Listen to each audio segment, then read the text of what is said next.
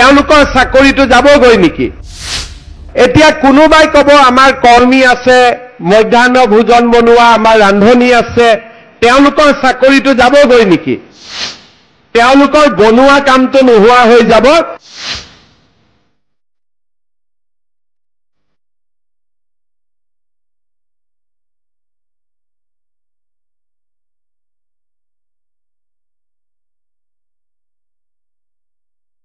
কি হ'ব মধ্যাহ্ন ভোজনৰ ৰান্ধনীৰ চাকৰি?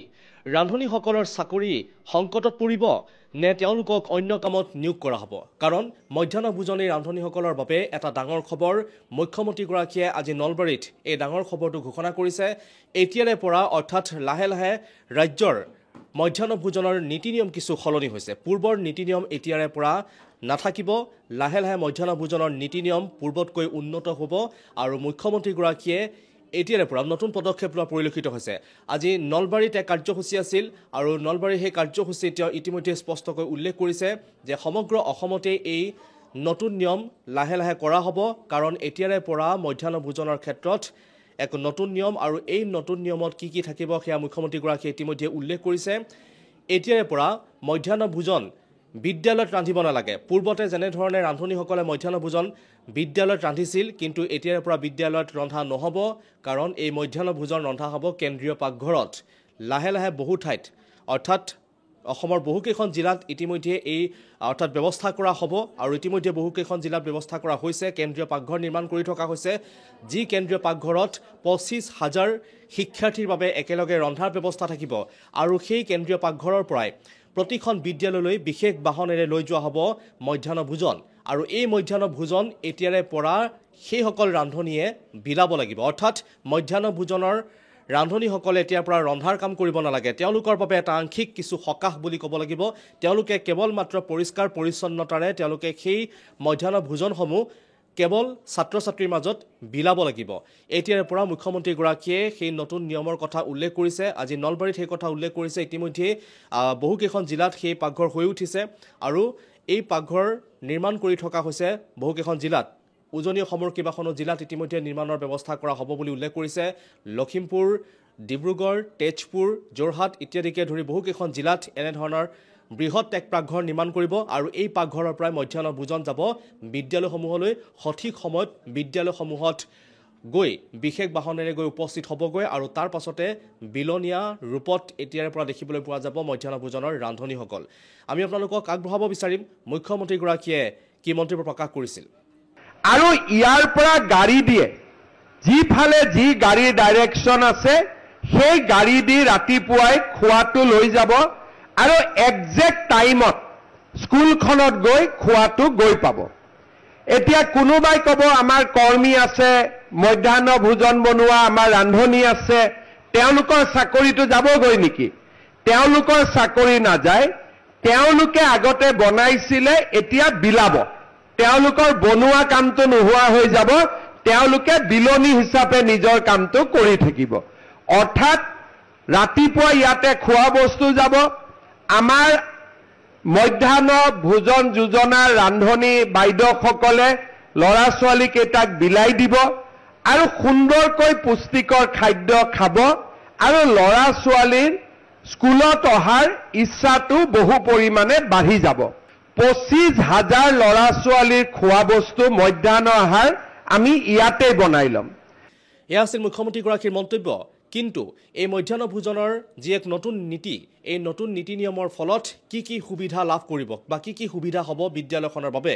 বিদ্যালয়খনত পূৰ্বতে দেখিবলৈ পোৱা গৈছিল মধ্যাহ্ন ভোজনৰ নামত প্ৰধান শিক্ষকে বহুখিনি সময় নষ্ট কৰিব লগা হৈছিল, যাৰ ফলত প্ৰধান শিক্ষকে বিদ্যালয়খনৰ শৈক্ষিক দিশটো চোৱা চিতা কৰাত যথেষ্ট হেঙাৰ হৈ পৰা দেখিবলৈ পোৱা গৈছিল।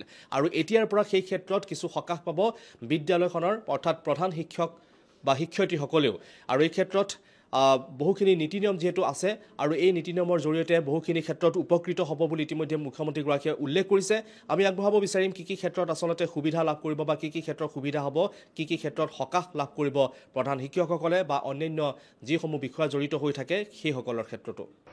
প্ৰধান শিক্ষকসকলে চাউল আনিবৰ কাৰণে, শাক চব্জি বজাৰ কৰিবৰ কাৰণে বহুত সময় খৰচ কৰিব লাগে। শিক্ষাৰ পৰিৱৰ্তে বনোৱাৰ কামত খৰচ কৰিব লাগে। এতিয়া প্ৰধান শিক্ষকসকলেও হিচাপ নিকাচৰ মাজত পৰিব নালাগে, কাৰণ ইয়াৰ পৰাই আমি খোৱাটো পঠাই দিম আৰু তেওঁলোকৰ এটা অতিৰিক্ত দায়িত্বৰ পৰা মুক্তি পাব। তাৰ ফলত তেওঁলোকে সদায় ল'ৰা ছোৱালীৰ বিদ্যায়তনিক কাম কৰাত বেছিকৈ সুবিধা পাব। ইয়াৰ লগতে আপোনালোকে এটা কথা জানিব যে ৰাতিপুৱা ইয়াত কিটচেনটোত 25,000 ল'ৰা ছোৱালীৰ কাৰণে আমি বনাই দিলোঁ। দিনটোতো কিটচেনটো খালী হৈ থাকিব। আমি কেতিয়াবা গুৱাহাটী মেডিকেল কলেজত খোৱা বস্তু পঠাব লাগে, আমি এখেতসকলক কওঁ গুৱাহাটীত যে আপোনালোকে বনাই দিব। যদি চৰকাৰৰ কিবা মিটিং আদি থাকে তাতো আমি তেখেতসকলক কওঁ আপোনালোকে বনাই দিব। আৰু কেতিয়াবা কোনোবাই নিজৰ জন্মদিনত, নিজৰ আন সময়ত তেওঁলোকে মেডিকেলত বা আন জাগাত বা ভোগ আদি দিব খোজে, খোৱা বস্তু দিব খোজে, এখেতসকলক ক'লেই তেওঁলোকে তেনেকুৱা সা সুবিধাখিনিও কৰি দিব। ইয়াৰ লগতে আজি যদি বানপানী হৈছে, ৰিলিফ কেম্পত আমি আহিছোঁ, ৰাতি ডিচিসকলে চাউল দালি যোগাৰ কৰিব নোৱাৰে, কিন্তু মানুহটো কেম্পত আহিয়ে গ'ল, মানুহকতো খোৱা বস্তু দিব লাগে। আমি কামৰূপ জিলাত ৰিলিফ কেম্প হ'লে প্ৰথম ৰাতিৰ খোৱা সদায় অক্ষয় পাত্ৰৰ পৰা আমি পঠাই দিওঁ। তেতিয়াহ'লে তেওঁলোকৰ বান বিধ্বস্ত মানুহেও খোৱা খাব পালে, পিছদিনাৰ পৰা ৰিলিফ আহি থাকিলে।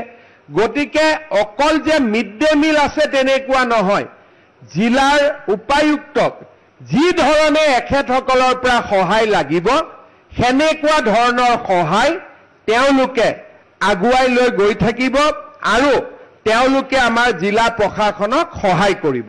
অক্ষয় পাত্ৰ নামৰ যি এক NGO আছে, সেই NGOটোক ইতিমধ্যে দায়িত্ব দিয়া হৈছে আৰু এতিয়াৰ পৰা অক্ষয় পাত্ৰৰ নামৰ এই NGOৰ কৰ্মকৰ্তাসকলে এই কাম কৰি যাব। তেওঁলোকে অসমৰ যিসমূহ বিদ্যালয় আছে, যিসমূহ বিদ্যালয় মধ্যাহ্ন ভোজন দিয়া হয় চৰকাৰী বিদ্যালয়সমূহত, এই চৰকাৰী বিদ্যালয়সমূহৰ বাবে এতিয়াৰ পৰা মধ্যাহ্ন ভোজনৰ যোগান ধৰিব অক্ষয় পাত্ৰ নামৰ NGOটোৱে।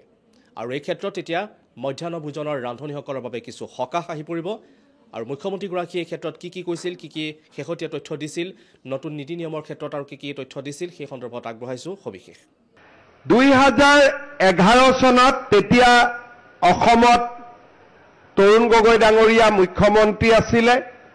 মই তেওঁক ফাইলত লিখিছিলোঁ যে 6 জাগাত আমি পৰীক্ষামূলকভাৱে এই কেন্দ্ৰীয় কিটচেনৰ ব্যৱস্থা কৰিব খোজোঁ। বহুদিন কথা বতৰাৰ পিছত তেখেতে মোক কৈছিলে যে বেলেগ জাগাত নালাগে, তুমি যদি ইমান কৰিব খোজা জালুকবাৰী সমষ্টিৰ কাৰণে কৰা, তাত মোৰ আপত্তি নাই, কিন্তু বেলেগ জাগাত কৰিব নালাগে।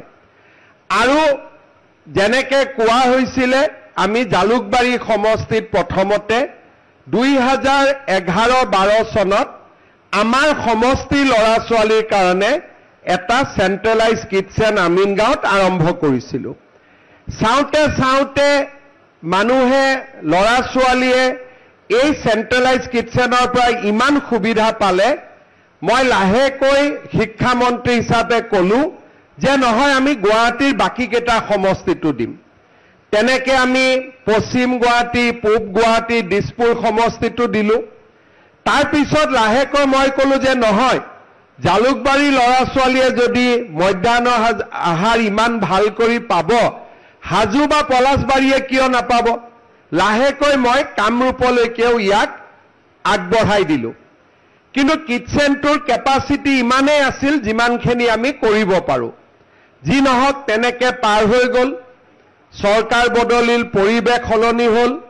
যোৱা কিছুদিনত আমি যোৰহাটত এই চেণ্ট্ৰেলাইজ কিটচেন বা যোৰহাট জিলাৰ ছাত্ৰ ছাত্ৰীসকলক মধ্যাহ্ন আহাৰ যোজনাৰ জৰিয়তে এটা জাগাতে সুন্দৰ কৰি বনাই আমি খোৱা বস্তু পঠিয়াই দিয়া আৰম্ভ কৰিলোঁ।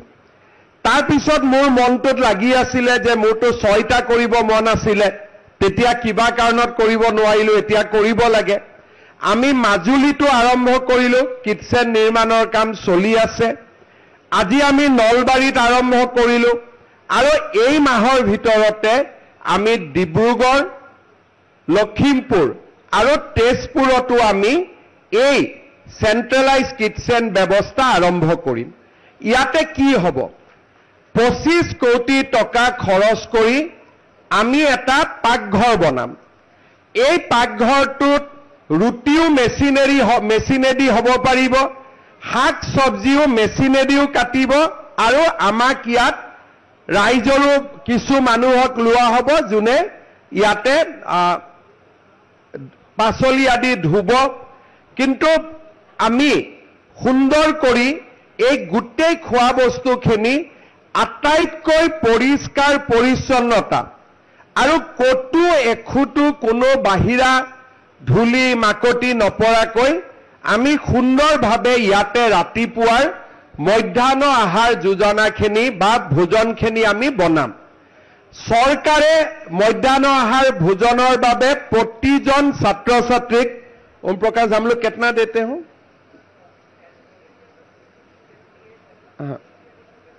एलपी एमई के लिए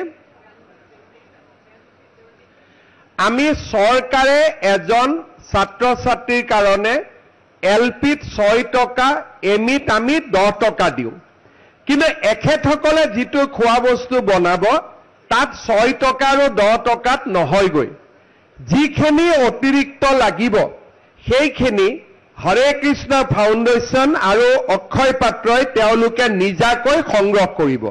सरकाৰৰ टका और आमार टका दुईटाई लग लागि आमी रातिपुवा याते स्कूल आरम्भ होवार आगे आगे गुटेई नलबारी जिलात जिमान लड़ा छुवाली आछे अलप अलप बास्का और तामुलपुरु यात जोग हब। टोटल ये किचन का कैपेसिटी कितना है, कितना स्टूडेंट के लिए? 25,000।